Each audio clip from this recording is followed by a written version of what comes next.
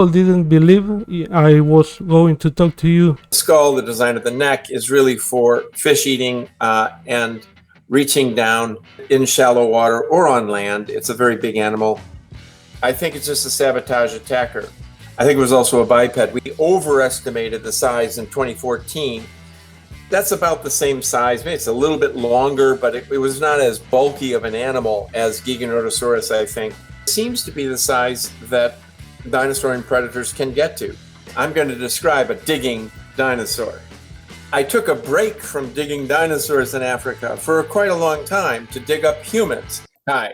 Hi, Paul. I understand that you speak Spanish or... Un poco, and actually because I worked so long ago in Argentina, Yeah. my Spanish has gone down. Oh, I understand. It's a great honor to speak to you. My viewers will appreciate this very, very much. And you are very famous Latin America, and your findings are really much appreciated along the community. People always speak about the Spinosaurus, and people didn't believe I was going to talk to you. People say this is fake. I thank you, Jessica Schwartz, and the University of Chicago for making this possible. No problem. It's my honor. My career really began in Argentina. I had no idea I could find fossils. I knew I was an adventurer, but I proved myself in Argentina with young scholars there when Argentina was at a very much of a turning point, when a new generation was just being born. And the old scholars were still, some of them, trying to hold that generation back. So for me, it was very much a coming out along with the new generation of Argentine paleontologists. Yes, I am sure of that. I have seen a lot of your documentaries a long time ago in Argentina, speaking to people like Arcucci, Novas, Bonaparte, etc. I would like to commence this talk with asking you, how did you begin with paleontology? How did you develop this profession about paleontology before college? Well, actually, before college, I have no history of paleontology. I was an artist, and before I was an artist, I was not a very good student. So I had, to make up some ground, but I felt that I could paint and I was a good artist. And so I read enough to get into a state school. And it was there that I began to study other things. And toward the very end of college, I discovered paleontology. So that's very different than, I would say, probably the majority of paleontologists who know far sooner that they want to study fossils. In fact, it was a trip in my junior year. I was following my brother. He was applying to schools for graduate school, and he applied to Columbia, and he went to New York and visited the American Museum, and I also followed him into the halls of the fossils, and I think that my life changed right there. I realized the fossils spoke to me, and I said, I've got to do this. I'm not going to be an artist right now.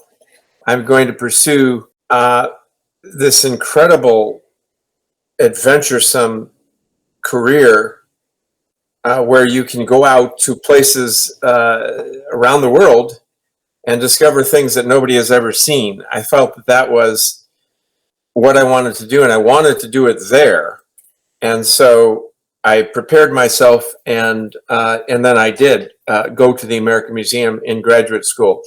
Because I'll just end this by saying, because I did not have a lifelong interest in paleontology, when I walked in the doors of the American Museum, I had one class in paleontology. That's all I had. And it was mostly about invertebrate fossils. And it would turn out that if you really want something, it doesn't matter how many classes you have. And when you find what it is you want to do, you realize that there's no classes in that anyway. So, for example, going out and finding fossils in Valle de la Luna with a bunch of students. There's no class in expeditions. I needed to learn Spanish quickly. I needed to figure out where to look without very good maps, how to survive, and it all happened. But anyway, so the beginning is maybe different than many students, but the love of the field I had when I entered it. Okay, that was inspirational. Where are you located? I am in Buenos Aires, Capital Federal. I thank you very much. You will know that you are the most famous paleontologist alive. Do you know that? Because people in Facebook, Twitter, Instagram, they are always mentioning you and your works. If it is not you, it is your works. I have good news in one sense. I just returned from my most extraordinary expedition, which was a very difficult one, showing that you don't necessarily age quickly if you study fossils. I excavated some 50 tons of material in Sahara last year with an extraordinary young team from around the world, and filmed it. And so you will get some new films, fortunately, with extraordinary finding Spinosaurus, finding all sorts of things. So I'm very excited about that. But as I did mention, my career began actually in Buenos Aires. Yeah. I had got a letter. We used to actually write letters long ago. I got a letter from Jose Bonaparte. I had traveled through Argentina, but it was difficult at the time to get a grant to do work. And I wrote him, is it possible for me to study the materials of early dinosaurs that you have in Buenos Aires? And he said, yes, but there's not that many. Maybe it's time to open the field work. Sure. And I grabbed hold of this letter and I thought, wow, this is an opportunity. And so that was the beginning, because it wasn't clear to me that I could raise enough money with the competition as it was right then and there to pursue dinosaurs. I wanted to start at the beginning. And if it wasn't going to be dinosaurs, it would be something else. But you have to move quickly to prove yourself at the University of Chicago. And I was young, but I didn't have that much time. And that letter started my journey. Sure. I also did send him a letter to Bonaparte, and he invited me to the Museum of Buenos Aires. So I went there when I was 15 years old. Now I'm 37, but back then I was studying in the high school, and later I received a couple of papers from Fernando Novas about a couple of dinosaurs, Megaraptor, Unelagia, and others, and I didn't know anything of English other than from the high school. That was very basic. So I started studying English with the dictionary, forming every sentence by sentence from the dictionary. So it was very arduous, but I finally learned how to read a complete paper, and now I have already published 12 papers about different topics. You were part of that inspiration, looking at you at the documentaries, speaking about Eoraptor, Herrerasaurus, and many others such as Lagerpeton and Lagosuchus, Marasuchus. So that was the first question I was going to ask you, but I think you have already made that question Well, it's interesting because when I was the same age, 16, I also was reading a dictionary, an English dictionary, because I was so far behind in reading that it wasn't clear I'd get into college. I had not read very much. So although it was easier for me because I was a native speaker, I felt that to get into college, I really had to improve my vocabulary. And so I read a dictionary from beginning to end and wrote down every word I didn't know. And I was able to get in. And then I was going to be an artist, and I eventually found paleontology. In hindsight, there's two things about this that are important to the way I do paleontology. First, I understand paleontology as a very visual science, not just in finding fossils, but also in putting them together. It's incredibly visual. So art and the ability to visualize is critical. So I have a big advantage starting out in studio art.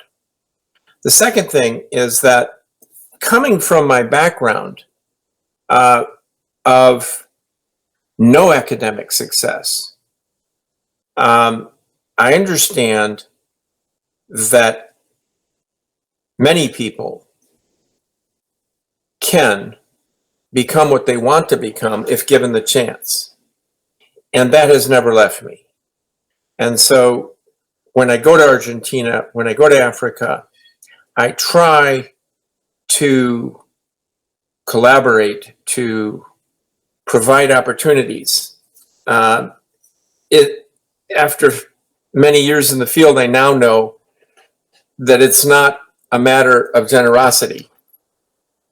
It's a matter of necessity. I can't work and travel the world without some sense of compassion. And so I feel that paleontology is a beautiful discipline because it speaks globally, different cultures, different languages. And it's part of our history, it's part of our deep history. And people love that. They love it in Argentina. I bet that. So we have speak about your beginnings in paleontology, but my channel focuses also many technical stuff, many technical things. So I have explained a little bit about the Spinosaurus. I would like now to begin speaking some technical stuff. So the first question I want to make you is about what are your thoughts about you have also more than 20 years ago have made a classification about dinosaurs, a restudy about that, about the classical classification, and now a few years ago Baron et al. Resurfaced Ornithocelida. So I have also spoken before with Rodrigo Tempmuller, the paleontologist that discovered the Venetoraptor, and he said that many of the characters studied by Baron can be interpreted as convergent, not as very determinant about the classification of early dinosaurs. So you have studied Raptor, Herrerasaurus. I bet you have seen Pisanosaurus and Lagerpeton. So what are your thoughts about the classical versus the classification of Ornithocelida made by Baron? I think that first that the Baron thesis is not very strong. I think that the three groups of dinosaurs that we have and generally accept, ornithischians, sauropodomorphs, and theropods, there's not that much evidence. We knew there wasn't that much evidence for Saurischia uniting Sauropodomorpha and Theropoda. But that said, I think there's a little bit more evidence than for any other arrangement. Now, I wrote a paper because the initial Baron paper received a reply by a bunch of Latin American scientists, especially, Yeah. who have worked on this problem. And the reply made some coding differences and also some taxonomic differences, and came back with the traditional arrangement. Now, the controversy I wrote a paper about in Cladistics because it highlighted what I think is the real problem and why I haven't spent a ton of time writing replies on this, because I did 10 years ago saying that the real problem is that we haven't agreed on a language for characters. And what I mean by that is that when you study English and when I study Spanish, I look for nouns and verbs and I make sentences, and we actually have very similar languages. We have structure. You can't just say anything, especially if you say it formally in a scientific paper. We have a certain rules, and that allows us to understand each other. But in taxonomy, we are in right now in phylogenetics for morphology, which I think is the most interesting thing. I've also worked with DNA, but it's not very interesting, even if it is, because it's very simple, actually. It has its own complexities, but the characters themselves at the DNA level are simple. No one discusses an A, T, C, G. We all accept what those are. And we can understand the phylogeny of a group, but still, all the interesting stuff is the morphology. And we still have to figure out how that evolved, even if you know the tree. And so my point here is that I think if we were to have this conversation in 20 years, there will be a revolution. And the revolution will be in how we speak to each other in characters. Because to my mind, the differences in how we code things, I've gone into the Barron's matrix and I'm just pulling my hair out because many of the characters are coded wrong. They're coded wrong by the theory of characters.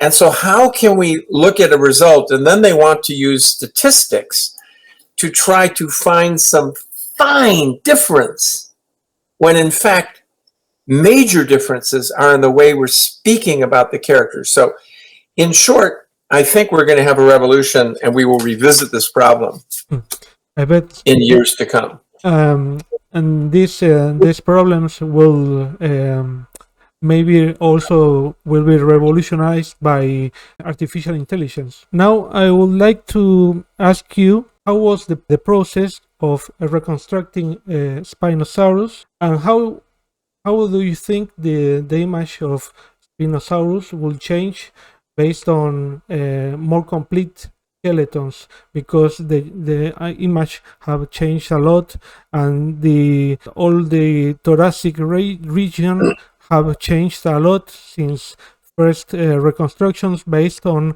many other taxa, related taxa, and also the hand. You don't know how the hand is because you have only metacarpal, so you don't know also if it could touch the soil with his hands and walk for legs, but you think that it was bipedal. So how do you think this image will change in the future years about the Spinosaurus with new findings? People also ask a lot about that in social media. Well, I would say stay tuned. We've got a very interesting new species coming. But to your question, I think that, as I made a point in the 2022 paper, we now have reports from the Spinosaurus skeleton from enough parts that I don't think there's going to be, for Spinosaurus, radical changes in different parts of the body, because we have pieces and close relatives that have the anatomy. And so you spoke about the hand. Yes, we only have a phalanx and isolated unguals and other kinds of bones that we would attribute to the forelimb isolated humerus.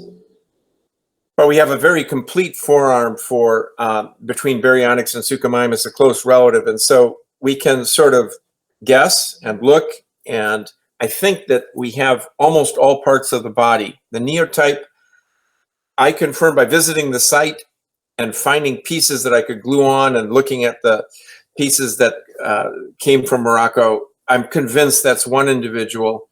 And so I would say we're not going to see too many surprises, but we from will. The last reconstruction. From the last Yeah, the last reconstruction. Yeah. So like when I say it's a biped, I don't think it can swim well.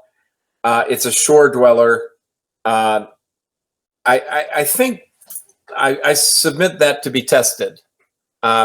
And there's a much longer paper. What actually that study has done, it has caused me and my team to reflect on how we make those reconstructions, how testable they are. Because right now, we have always been, ever since the first mounted skeleton in Madrid in 1800, we have been making these skeletons, and they're very complex, they're puzzles, and we have not been explaining what we're doing very well. And so at the meeting coming up in October, our paleontology meeting, I'm unveiling a program called Fossil Scope, and it will be demonstrated on the skeleton of Spinosaurus, where you can see the reconstruction that we've made. It's color-coded, and you can turn it around and you can select a bone, and out comes the information on that bone. What is it based on? You can click on a scan and download the scan if it's one bone, or two, or three, or if you used a proxy, et cetera, et cetera. If you want a region like the skull, drag over it, and out comes an explanation of all the fossils that you used to make that skull, what you did. Because right now, even though I've written one paper and have a much longer one on the reconstruction with ghosted images and everything, it's still impossible for someone such as yourself to look at my 2022 paper, download the information, and truly understand what I did to resize specimens, multiply used specimens to come up with that reconstruction. Yeah. So I believe this will be a big help, because right now, and ever since up until today, we present these reconstructions, and they are largely we don't defend them. They are largely reconstructions that other people have to take at face value and accept or not. There's not a lot of information about how we make them, but it's very important. The reconstruction, that is the how we decide something's a biped, whether it can swim or not. And so the details are very important. So I'm hoping that this will be a very useful program. You might come very interested in the skull. Someone else then comes interested in the center of gravity. So you can actually put the flesh model on the skeleton, look at the partitions, and understand where we put flesh, where we didn't. We actually even have muscles on the skull, so you can select the muscle, get the volume of the muscle, the attachment areas, and it opens up what we think to test. Another question about that is the cell of Spinosaurus is not a discrete structure when you have to hunt. So it is very easy to see the sail from large distances. So it is more likely a display structure or a dissuasive structure for a predator such as Carcharodontosaurus. It is easy for the Spinosaurus to threaten another predator because it probably was less agile on land. You have said that the Spinosaurus may have adventured inland. That makes no sense for the aquatic hypothesis. So, what do you think of what I have just said? In water, it most likely was buoyant, but not a diver. So, I am correct with that. Yes, I think so. I mean, so we, went far inland away from a seaway and found Spinosaurus very close to the bones that we described as Spinosaurus aegypticus. To me, there's little doubt that this animal is not a marine animal. It's clumsy by any kind of marine standard. When you get to be that size, if you want to perform in water, you cannot look like that.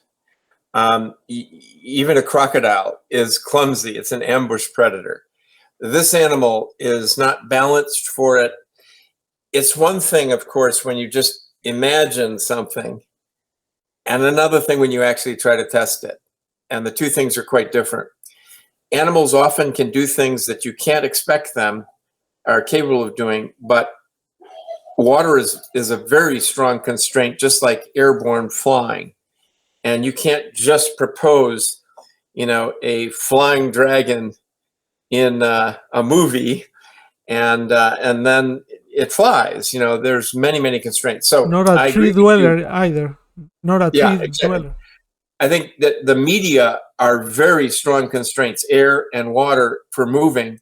And so I think what we have here is an animal that was really designed, and we showed, and we're working on it now even more.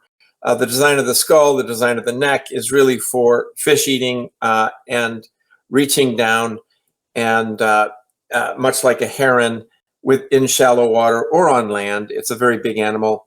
I think this is what it was designed to do, and so I think it was also a biped. We have just enough of the hand to see that the hand is not a structurally supportive limb.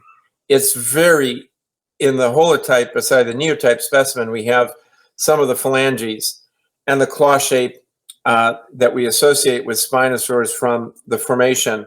Again, this is not a knuckle walker. This is not an animal that is using its forelimbs for primary support during locomotion.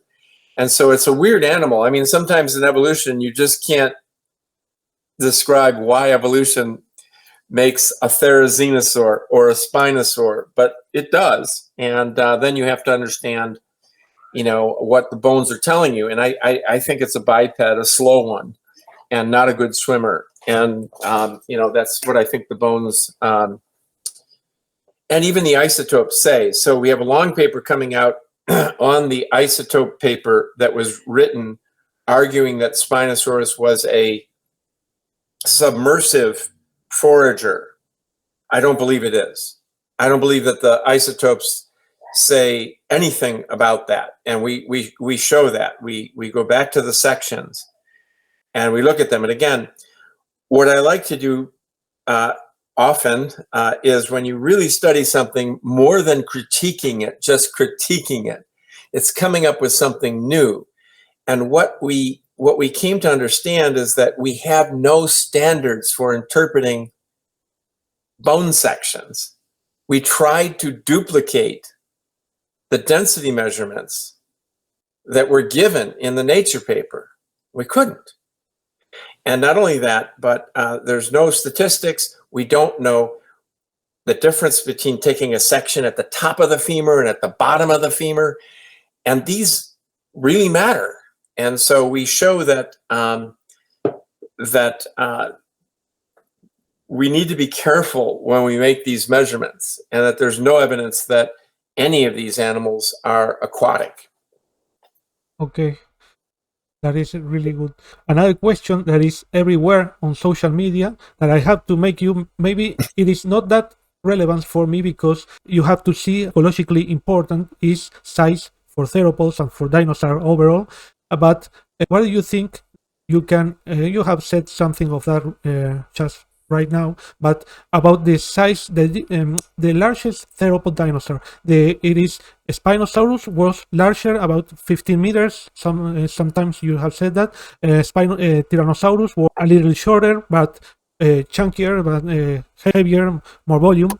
Tyrannosaurus was of similar size. There's a dentary, but you don't know the proportion of the whole body.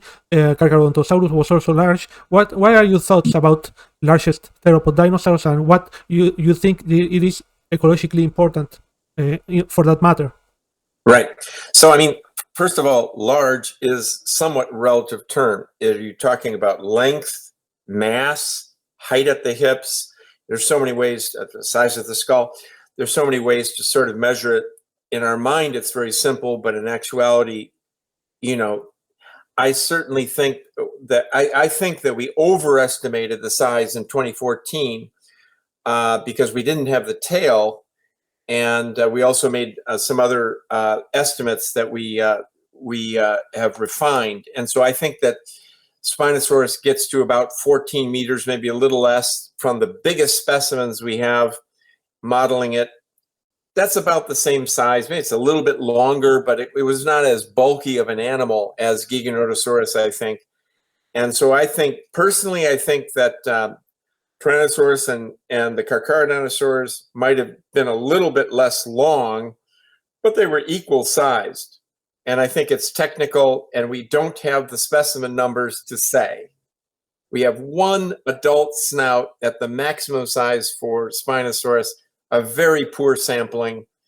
In Carcharodontosaurus, likewise, we have really one big adult skull to estimate the size of that animal. And so I think that they're all about the same size. And this seems to be the size that dinosaurian predators can get to, and not much larger. And so, I think it's sort of not that interesting of a question, but I think that these animals get to 13, 14 meters in length, and they're all about the same. Now, I would like to ask you, what are your thoughts about dinosaur behavior? You have also an integrative view of dinosaurs and fauna from Africa. So you have also capable of looking at the similarity with Gondwana, with other land masses such as South America. You have not worked a lot on Cretaceous rocks from South America, but you did from Africa. So what are your thoughts, firstly, about theropod faunal interchange, about the change from Carcharodontosaurus to Abelisauroids from Africa and South America, because the Carcharodontosaurus went first extinct before Abelisauroids worldwide, but Abelisauroids also cohabited along with Carcharodontosaurus. How do you see Africa gives information about the rechange of theropod fauna? Yeah, I think that way back when I wrote a long paper in Science on dinosaur evolution in 1999, so 25 years ago, I said that I felt that the continents did not carve up the dinosaur world so successfully, that in fact dinosaurs were able to get around from Gondwana to Laurasia back and forth.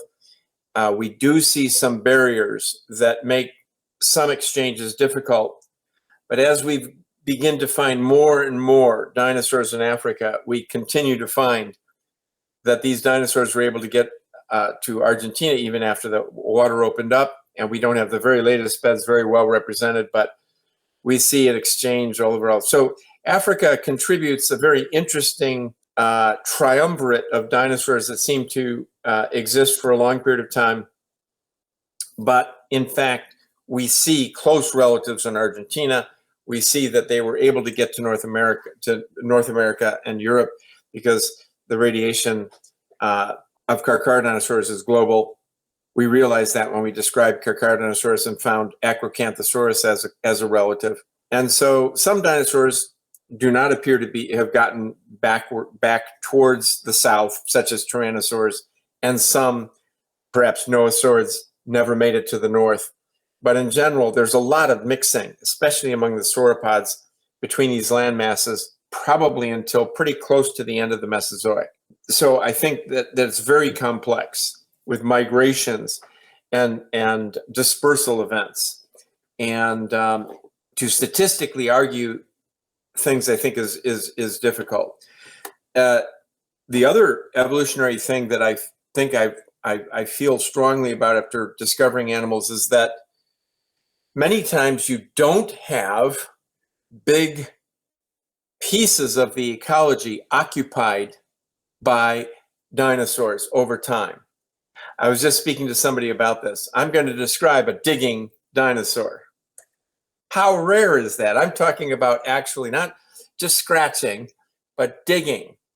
These don't exist really, but when I come to Argentina and I'm looking at the earliest dinosaurs, we get tired of digging up mammalian diggers, the Messidognathus, the cynodonts. We found them in burrows. We found them together. After that time, the late Triassic, you move into the Jurassic, there's almost no burrowers. You don't see large cynodont-sized or small dinosaur-sized burrowers. So that to me tells me that globally, that those niches are not occupied. Evolution is not all powerful to shape animals to occupy these niches. There's nothing like a chimpanzee in the Jurassic. Huge areas of ecology are open, and evolution does what it can. But I think this is actually a lesson that we dinosaur paleontologists can help to provide the real differences in these faunas. They're hard to sort of quantify, but the absence, the presence of animals that don't exist to have counterparts among mammals, the absence of many animals that mammals diversified but don't exist during the Mesozoic. I think it's very fascinating. Okay, that is an integrative view of the evidence about ecology. Now turning to Sarcosuchus, that was also a very popular documentary from the National Geographic. Do you think it was able to hunt dinosaurs? Because some studies said that it was not able, because of proportion of the skull, not able to make the deadly twist of the skull, but it had a very strong bite. So why would you have so strong bite not to use it? Yeah. So I think that the animal we don't have many limb bones. That's the part that's not very well represented. The few limb bones that we have, the femur, suggest that the animal, which we would presume just by body size, was not a fast-moving animal. It was largely in the water, as would be suggested by its eyes, the eye sockets, and the nose. And a sabotage or ambush attack near the shoreline.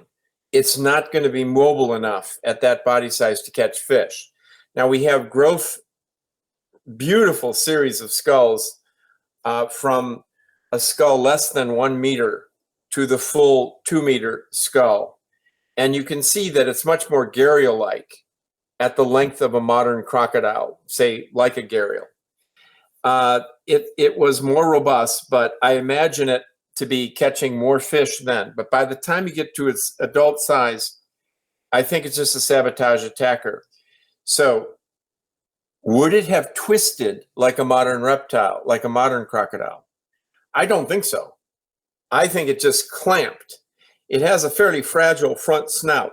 The teeth are very big, and the jaw and the bite is strong, but the snout is still quite long.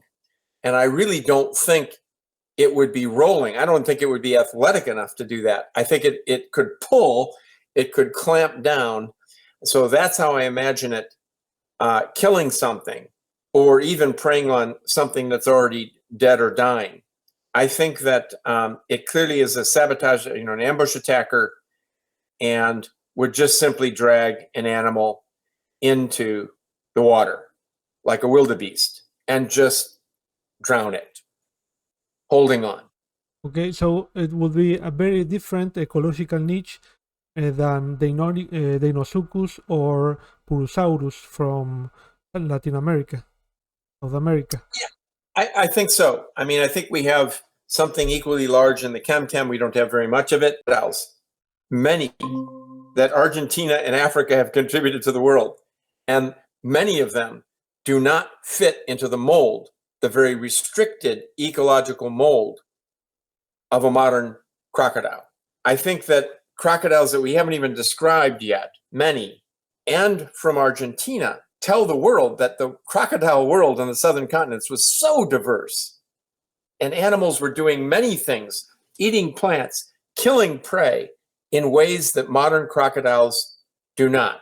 They're a much more restricted range than we see for much of the Mesozoic in the south. That was very interesting. Have you seen the reconstructions, the latest findings about Psittacosaurus and the theoretical fight with Rypenomamus? Have you seen also the reconstruction of the cloaca and the integument? You have recognized at least 2 species of Psittacosaurus. What are your thoughts about the latest findings about this genus? I can't remember the details of the paper, but I did look at the paper and was less than convinced that it was dispatched by this mammal alive. I just really was not that convinced. I very fortunately, many, many years ago, had the chance to examine the fighting pair of dinosaurs, the Velociraptor and Protoceratops, in Mongolia.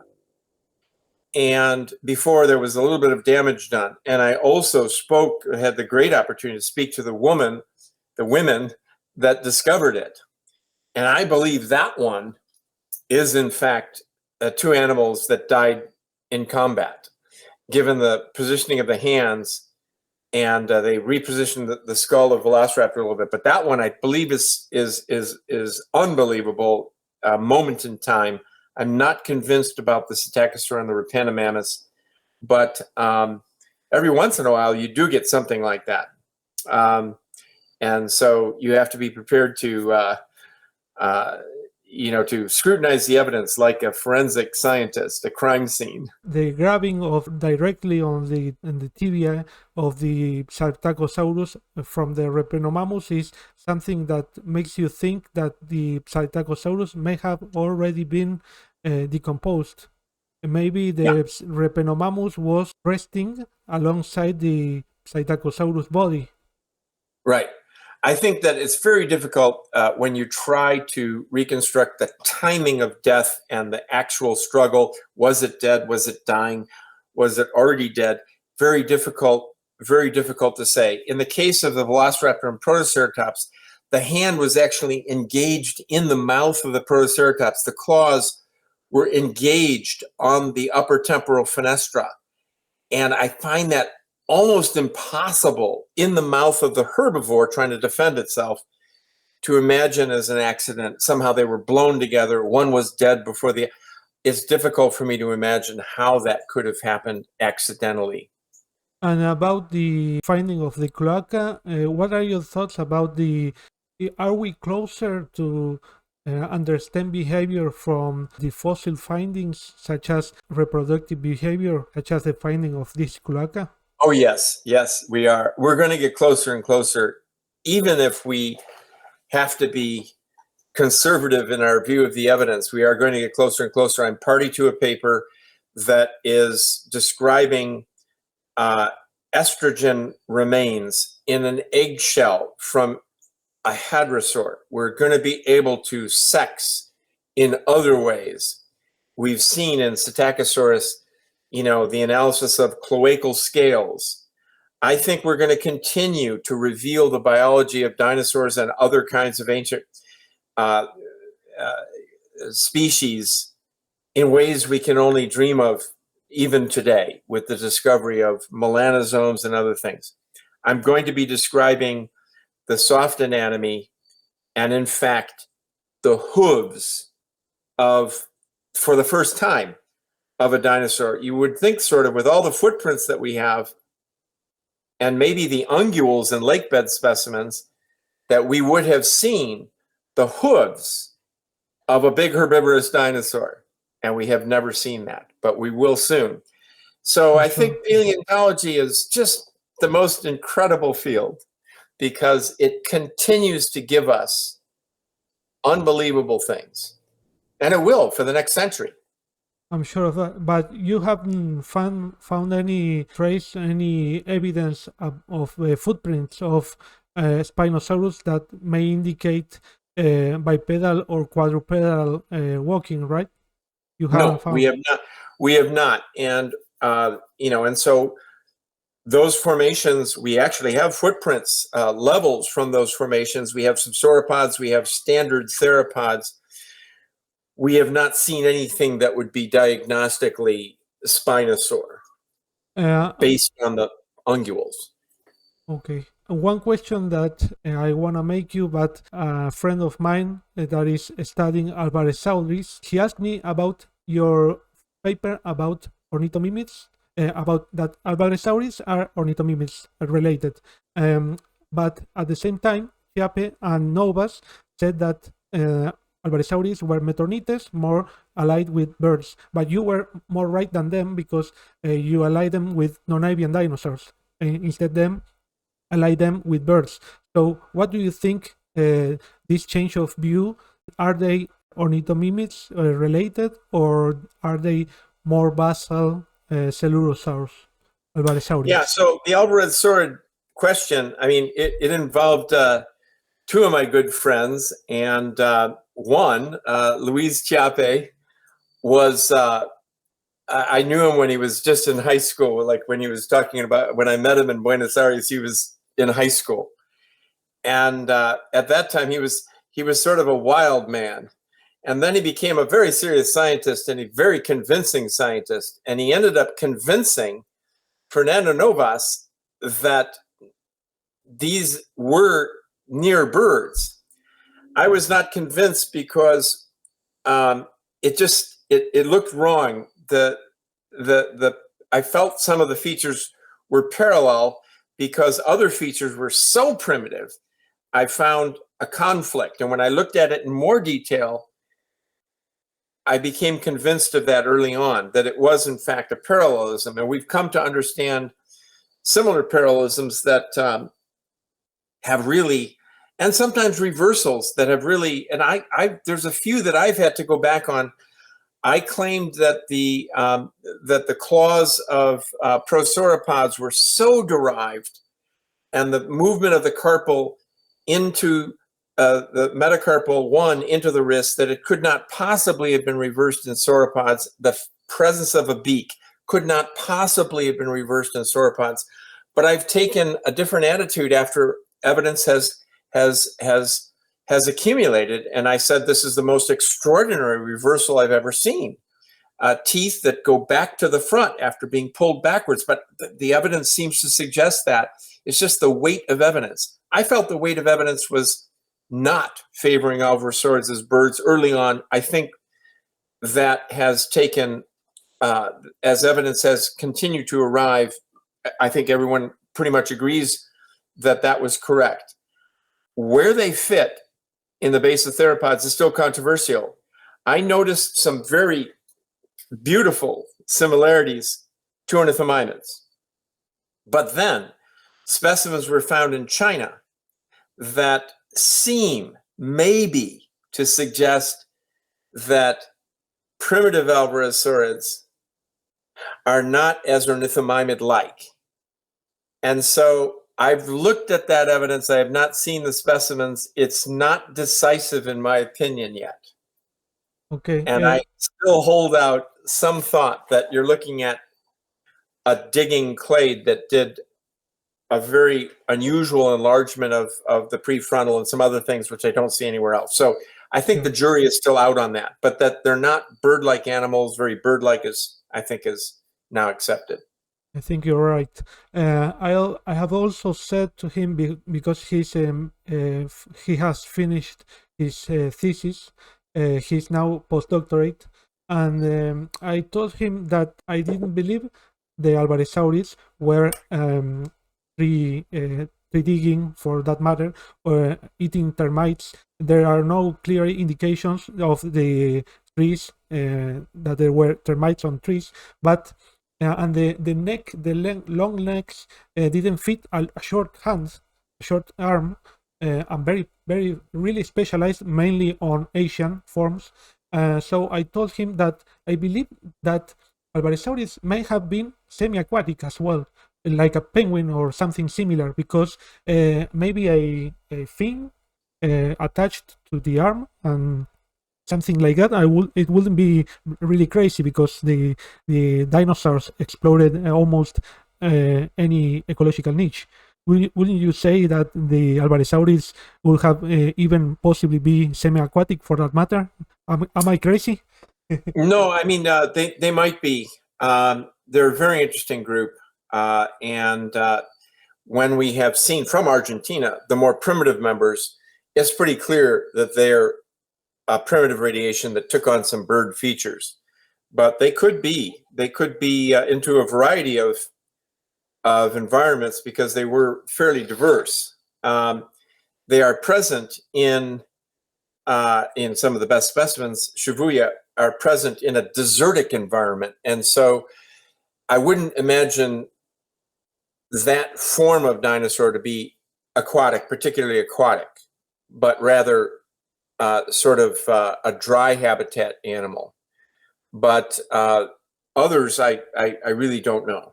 I don't want to disturb you any longer than two more questions, if it is Sure. possible. How do you see this discipline 20 years from now? If you can say anything you're working on other than Spinosaurus, because you have dealt with a long deal of animals, every dinosaur you have studied. So how do you see this field in 20 years from now? I just had someone from Argentina in my lab. I've had students from Argentina. I have students from all over the world. They're all invited in because I found way too many things. I can't possibly even name everything. I have a scarab beetle from the middle of the Sahara Desert, a decapod, the oldest, most beautiful crab. I'm describing a giant polypterid fish that we have a skull of that is probably 4 meters long. I am describing, there's more than almost a dozen new sauropods from different levels. And the work I'm trying to do is trying to put also some radiometric ages, because in Argentina, we started in the Triassic and then radiometric dates have continued. And so we have a really good idea now from Diego, Paul, and others that have continued to work on but in Africa, it's wide open.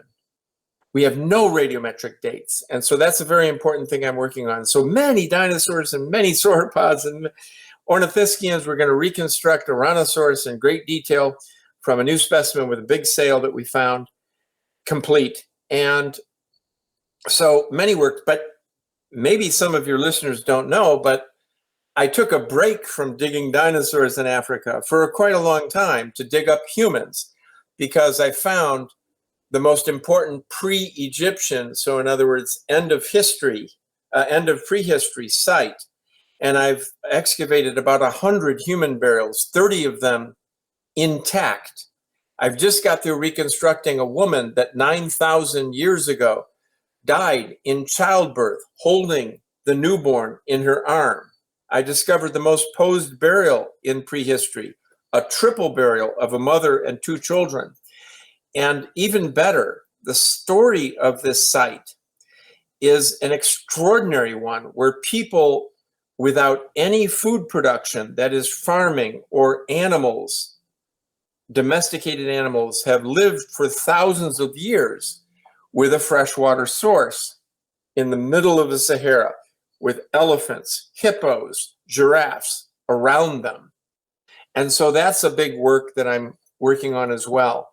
Where do I feel the field will go in 20 years? I think there's going to be more students, more discoveries.